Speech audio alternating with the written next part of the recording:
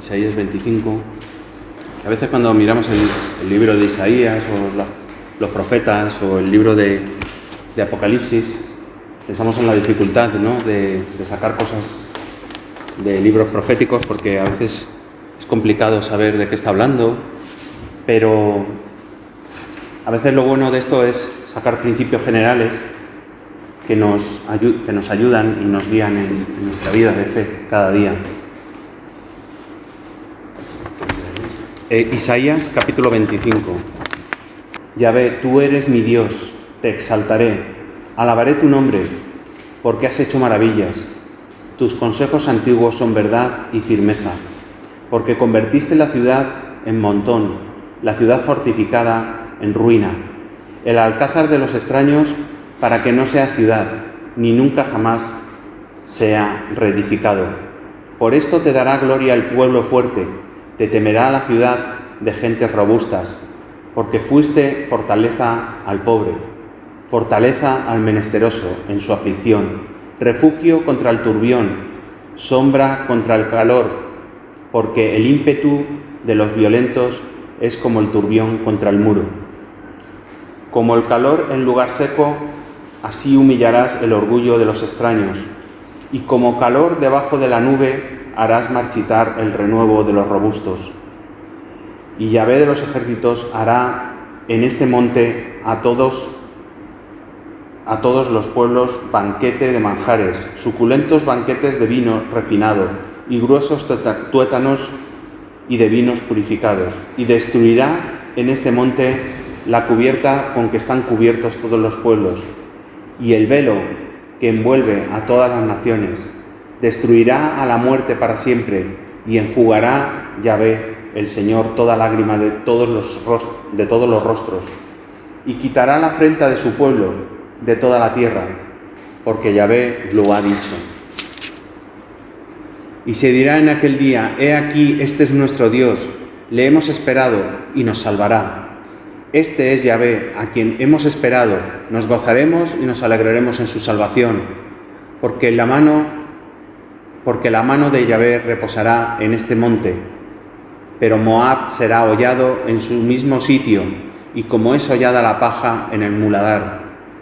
Y extenderá su mano por en medio de él, como la extiende el nadador para nadar, y abatirá su soberbia y la destreza de sus manos, y abatirá la fortaleza de sus altos muros, y la humillará y la echará a tierra hasta el polvo. Y lo que vemos aquí es un cántico de alabanza por lo que Dios hace, Y esto me hacía pensar en cómo es la condición del ser humano. El ser humano, cuando ve un edificio en ruinas, cuando ve un edificio agrietado, cuyas vigas ya no pueden resistir ese edificio, cuyos cimientos están destrozados, ¿qué es lo que se suele hacer? Tirarlo abajo y desescombrarlo, ¿verdad? No tiene solución, así que lo quito del medio. ¿Qué es lo que hacemos cuando hay un animal que tiene una enfermedad incurable y que ya no se puede hacer nada por él? Sacrificarlo, ¿verdad? Lo quitamos del medio. Cuando el hombre pecó en Génesis 3, si Dios hubiese sido como es el corazón humano, hubiese dicho: se acabó. No tiene solución, el ser humano no tiene solución. Cuando vemos las noticias, cuando andamos por la calle, cuando vemos cómo es la vida, cómo es todo, es una sociedad sin solución, en un mundo caído, lleno de pecado, de oscuridad, lleno de lo más vil que puede existir. Sin embargo, lo que Dios ha determinado es hacer algo por el ser humano. Dios actúa en un mundo caído. Dios ha hecho, Dios hace y Dios hará. Y esto es lo que podemos ver en Dios a lo largo de toda la Escritura. Y es que Dios hizo antes de la fundación del mundo, hizo después de la caída, ha ido haciendo a lo largo de toda la historia de la humanidad y hará en el futuro también. Dios está obrando, está actuando en medio de un mundo caído. En vez de desecharlo, lo que hace es actuar con su bondad, con su amor, con su misericordia. Lo vamos a ver en este pasaje de hoy. Aquí habla es un cántico de alabanza. Y fijaros, en el versículo 1 dice: alabaré tu nombre porque has hecho maravillas. Aquí el profeta le alaba porque ha hecho maravillas. ¿Y cuáles son las que ha hecho? Vemos aquí en primer lugar en el versículo 1, dice: tus consejos antiguos son verdad y firmeza. Y esto es lo que Dios hizo. Lo que Dios hizo es darnos su palabra, sus consejos antiguos. Y su palabra está escrita precisamente para que podamos conocer su verdad y su firmeza. Para que no cualquier viento o cualquier cosa que venga nos digamos, esto es lo que está bien. Su palabra es lo que determina lo que está bien. Su palabra es lo que determina sobre qué andamos. Su palabra es lo que determina qué es luz y qué es oscuridad. Sin embargo, vivimos en una sociedad que nos dice esto está bien y esto está mal, pero no tiene un criterio en la palabra de Dios. Por eso se equivoca tanto la sociedad en la que vivimos. Por eso, como compartíamos antes, pues todo vale y entonces viene el orgullo gay y todo es fantástico y maravilloso y eso es lo que hay que apoyar y eso es con lo que nos bombardean en televisión, en la prensa, en todos los medios que tiene esta sociedad. Y como eso, otras cosas que son contrarias a la ley de Dios, contrarias a la luz frente a las tinieblas. Es la palabra de Dios y eso es una maravilla que Dios ha hecho con su misericordia para alumbrarnos, para alumbrar a su pueblo, para guiar a su pueblo en medio de la oscuridad. Dice el versículo 2, convertiste la ciudad en montón, la ciudad fortificada, el alcázar. Todo esto lo que hizo fue destruirlo. Y aquí está hablando de una imagen metafórica. Si vamos a Colosenses 2, dice: y a vosotros, a partir del versículo 13, dice: y a vosotros, estando muertos en pecados y en la incircuncisión de vuestra carne, os dio vida juntamente con él, perdonándoos todos los pecados, anulando las actas de los decretos que había contra nosotros, que nos era contraria, quitándola de en medio y clavándola en la cruz, despojando a los principados y a las potestades, los exhibió públicamente, triunfando sobre ellos en la cruz. Cuando Cristo murió en la cruz, lo que hizo fue destruir la maldad y la oscuridad y traer luz al mundo. Podría no haber hecho nada. Sin embargo, Él hizo una vez más. Tenía un plan predeterminado que hizo y diseñó en los días de la eternidad antes de la fundación del mundo. Convertiste la ciudad en montón. Toda la oscuridad que hay en el mundo, Él en la cruz la convirtió en un montón de escombros. La quitó para siempre. Continuamos en un mundo caído, sí, pero Cristo ha vencido en medio de la oscuridad, ha vencido a los principados y potestades, exhibiéndolos públicamente y, como dice, triunfando sobre ellos en la cruz.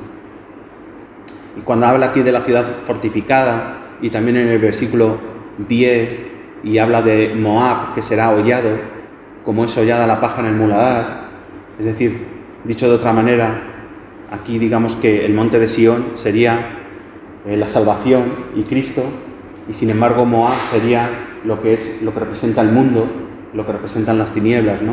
Y dice que de esa sociedad oscura en la que vivimos será hollada y no quedará nada. Fijaros, dice en el versículo 12, hasta el polvo, hasta el polvo. De eso está hablando aquí, de que Cristo ha triunfado. Y ya lo ha hecho. Y aquí dice parte de lo que ha hecho, pero también dice parte de lo que hace hoy en día, en la actualidad. Si vamos a los versículos 6 y 7, dice, hará en este monte, está hablando de Sión, a todos los pueblos, fijaros, no está diciendo al pueblo de Israel, a todos los pueblos les hará ¿qué les hará? Banquete de manjares suculentos. Eso es lo que hizo Cristo cuando vino a Sión. Abrió el reino a todas las familias de la tierra, a gente de toda tribu, de toda lengua, de toda nación. Y les abrió la salvación, les abrió su palabra, les abrió la luz admirable de Cristo.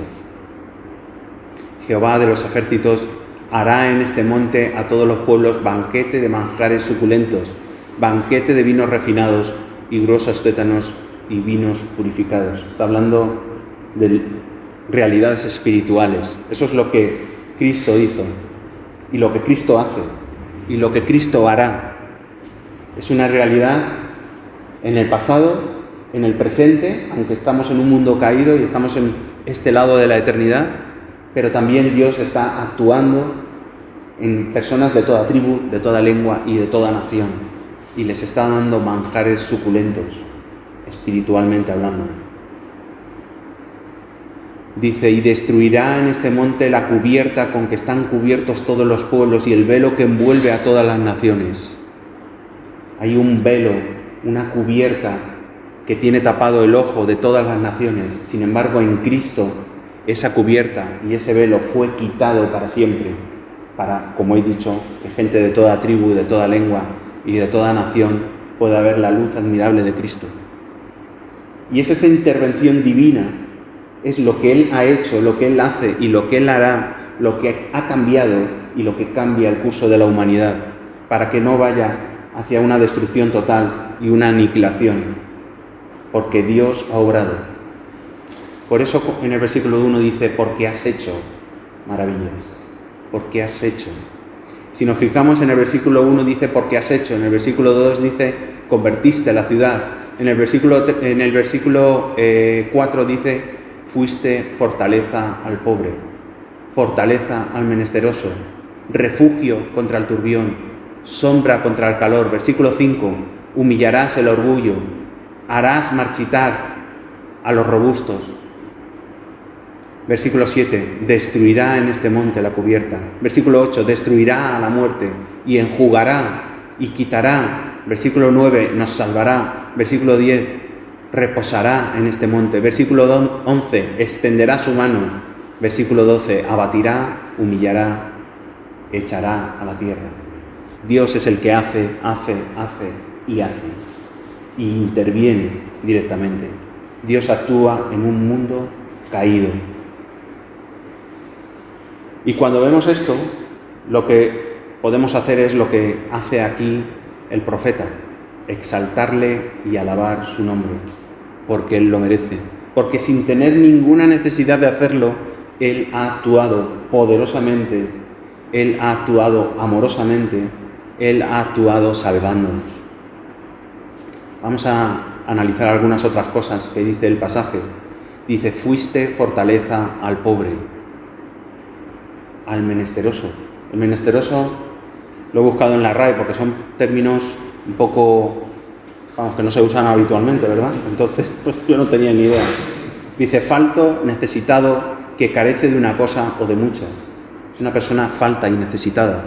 Parecido al pobre, pero pobre sería más en términos económicos, pero esto es más a nivel general, ¿verdad?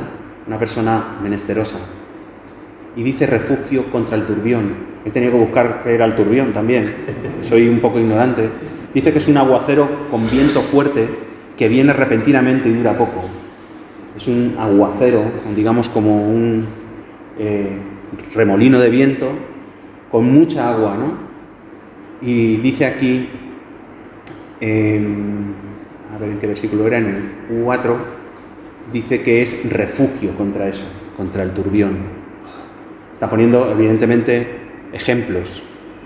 Y eso es lo que es Dios para nosotros, en medio de la adversidad, en medio de la pobreza, en medio de la riqueza, en medio de las tormentas. Dice sombra contra el calor. En medio de una ola de calor, en medio del desierto, Dios es nuestra sombra, el que nos cobija, el que nos guía, el que nos refresca. Eso es lo que hace Dios. Nos cuida amorosamente en medio de cada situación de nuestras vidas. Por muy dura que te parezca la situación en la que estás viviendo, Él es nuestro refugio, nuestra fortaleza, el que nos da esa sombra y ese cobijo que necesitamos. Así es como Dios actúa con su pueblo. Ese es nuestro Dios. Así que yo le exaltaré y le alabaré porque ha hecho maravillas. Versículo 8. Es un versículo maravilloso, fantástico, porque habla de nuestra realidad futura, pero es una realidad. Destruirá a la muerte para siempre. Esa es nuestra realidad. Sí, vivimos apesadumbrados, vivimos con problemas, vamos caminando y nos tropezamos y nos caemos, ¡ay, me he roto la pierna! Y seguimos caminando, ¡ay, ahora me he roto el brazo! Y seguimos caminando, ¡bum!, y me doy con la cabeza y me he roto los dientes, metafóricamente hablando. Pero el Señor nos levanta, nos restaura y nos lleva hacia lo que aquí dice: destruirá a la muerte para siempre, para siempre. Ya no estará la muerte. Enjugará nuestras lágrimas para siempre. Ya no estarán las lágrimas en nuestros rostros. Quitará la afrenta de su pueblo de toda la tierra. Afrenta, vergüenza y deshonor que resulta de algún dicho o hecho, como la que se sigue de la imposición de penas por ciertos delitos. Nosotros tenemos la afrenta del pecado, la afrenta de nuestra maldad. Por eso morimos, por eso estamos en este mundo caído. Pero Él quitará la afrenta de su pueblo por toda la tierra y de toda la tierra. ¿Y por qué? Porque Él lo ha dicho. No da otra razón. Porque Él ha querido, porque Él lo ha dicho. No es porque nosotros seamos fantásticos ni maravillosos, sino porque Él ha querido, por los merecimientos de Cristo, por lo que Cristo hizo. Así que ese es el futuro, eso es lo que Dios hará. Eso es lo que nos espera. ¿Por qué? Porque Dios lo ha dicho. Y si Dios, el Dios todopoderoso, creador de los cielos y de la tierra y del universo, si el Dios omnipotente, si el Dios que su sí es sí y su no es no, lo ha dicho, lo hará. Esa es nuestra seguridad. No hay mayor seguridad, no hay mayor contrato. Aquí, donde vivimos ahora, tenemos un contrato donde dice que mi casa es mía. Y luego viene alguien, la ocupa y ya no es mía, ¿verdad? Esa es la condición humana. Sí, pero no te sirve de nada. Esa es la condición humana, ¿eh? Pero Dios no es así. Dios lo que dice, lo hace. Y cuando aquí dice porque Yahvé lo ha dicho, tiene un significado que no podemos ni imaginarlo. No podemos ni imaginarlo. Y se dirá en aquel día: he aquí, este es nuestro Dios, le hemos esperado. Le esperamos, le estamos esperando y nos salvará. Nos ha salvado, nos salva y nos salvará de una manera progresiva hasta el cumplimiento completo y final. Vivamos nuestra vida diciendo esto: he aquí, Él es nuestro Dios y nos está salvando y nos salvará. Amén. Gloria a Dios. Este es Yahvé a quien hemos esperado. Nos gozaremos y nos alegraremos en su salvación. Y cuando miramos la miseria, la oscuridad que nos rodea, el mundo, la sociedad, el pecado, todo lo que hay a nuestro alrededor, todo lo que está como un pie que nos está pisando el cuello, podemos decir: he aquí, este es nuestro Dios, le hemos esperado, le estamos esperando y nos salvará. Gloria a Dios, que en este caminar podemos alegrarnos y gozarnos con gran alegría en medio de este mundo caído y oscuro. Así que ante estas realidades, ante estas maravillas, ante estas promesas, ante lo que Dios es y lo que hace, lo único que podemos hacer es estar tranquilos y confiados en Él, alabándole y esperando su venida, alabándole y esperando su salvación. Y esto es un mensaje de esperanza. Isaías, el profeta, su pueblo estaba siendo masacrado por otros pueblos. Veríamos cómo luego vendrían los babilonios, los arrasarían a todos, arrasarían Jerusalén, Pero en medio de esto hay una esperanza futura. No importa nuestro plano horizontal, sino lo que hay más allá, porque ahí es donde Dios nos dará la salvación completa. Me quedo con estas promesas. Había una canción que hablaba sobre el versículo 8 y versículo 9, que yo cantaba mucho hace tiempo. Destruirá la muerte para siempre. Enjugará el Señor nuestras lágrimas, quitará la afrenta de su pueblo, porque Dios así lo ha dicho. He aquí, Él es nuestro Dios. Esperamos su salvación. Esperamos y nos gozamos en Él. Amén.